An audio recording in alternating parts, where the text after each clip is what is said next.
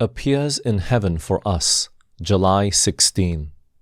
For Christ is not entered into the holy places made with hands, which are the figures of the true, but into heaven itself, now to appear in the presence of God for us. Hebrews chapter 9, 24.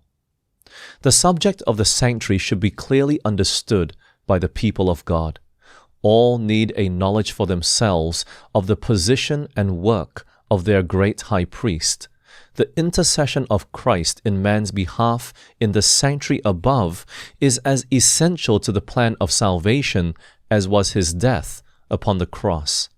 By his death he began that work which after his resurrection he ascended to complete in heaven.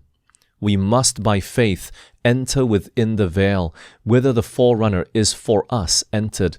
Hebrews 6:20. There the light from the cross of Calvary is reflected. There we may gain a clearer insight into the mysteries of redemption. The salvation of man is accomplished at an infinite expense to heaven.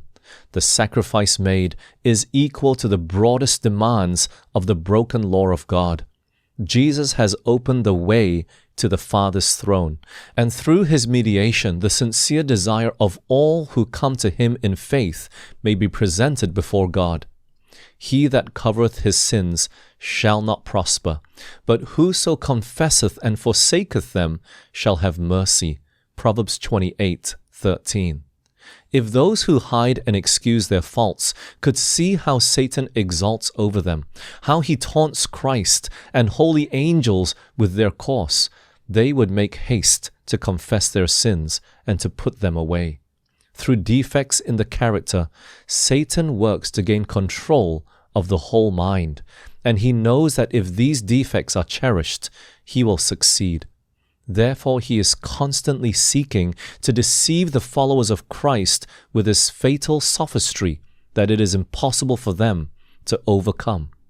But Jesus pleads in their behalf his wounded hands, his bruised body, and he declares to all who would follow him, "My grace is sufficient for thee." 2 Corinthians chapter 12:9. Let none then regard their defects as incurable. God will give faith and grace to overcome them.